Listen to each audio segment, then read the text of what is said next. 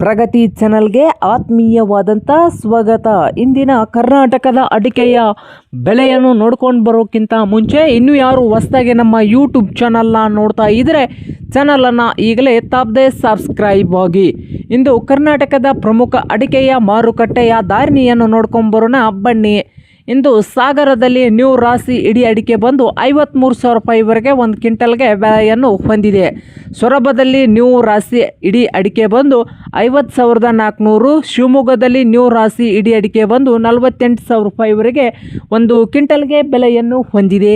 ಹಾಗೆ ಚನ್ನಗಿರಿಯಲ್ಲಿ ರಾಶಿ ಅಡಿಕೆ ಬಂದು 51,200 ರೂಪಾಯಿವರೆಗೆ ಒಂದು ಕ್ವಿಂಟಲ್ಗೆ ಬೆಲೆಯನ್ನು ಹೊಂದಿದ್ದು, ತೀರ್ಥಹಳ್ಳಿಯಲ್ಲಿ ರಾಶಿ ಅಡಿಕೆ ಬಂದು 47,000 ರೂಪಾಯಿವರೆಗೆ ಒಂದು ಕ್ವಿಂಟಲ್ಗೆ ಬೆಲೆಯನ್ನು ಹೊಂದಿದೆ.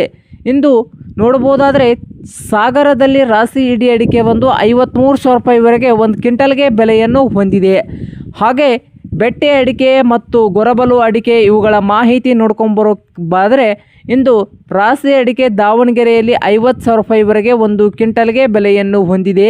ಹಾಗೆ ತುಮಕೂರದಲ್ಲಿ ರಾಶಿ ಅಡಿಕೆ 52,000ದಿಂದ 54,000, ಚನ್ನಗಿರಿಯಲ್ಲಿ 51,000 ರಾಶಿ ಅಡಿಕೆಗೆ. ಹೊಸ ರಾಶಿ ಅಡಿಕೆ ಶಿವಮೊಗ್ಗದಲ್ಲಿ 48,000 ರೂಪಾಯಿ ಒಂದು ಕ್ವಿಂಟಲ್ಗೆ. ಯಲ್ಲಾಪುರದಲ್ಲಿ ರಾಶಿ ಅಡಿಕೆ ಬಂದು 49,000ದಿಂದ 54,000 ರೂಪಾಯಿ. ಸಿರಸಿಯಲ್ಲಿ ರಾಶಿ ಅಡಿಕೆ 50,000ದಿಂದ 55,000 ರೂಪಾಯಿವರೆಗೆ ಒಂದು ಕ್ವಿಂಟಲ್ಗೆ ಬೆಲೆಯನ್ನು ಹೊಂದಿದೆ. ಇದು ರಾಶಿ ಹಾಗೆ ಹೊಸ ಅಡಿಕೆಗಳ ಬಗ್ಗೆ ಹರಾಜಿನ ಆಧಾರದ ಮೇಲೆ ರೇಟು ಬದಲಾವಣೆ ಆಗ್ತದ ನೋಡಿ ರೈತ ಬಾಂಧವರೇ.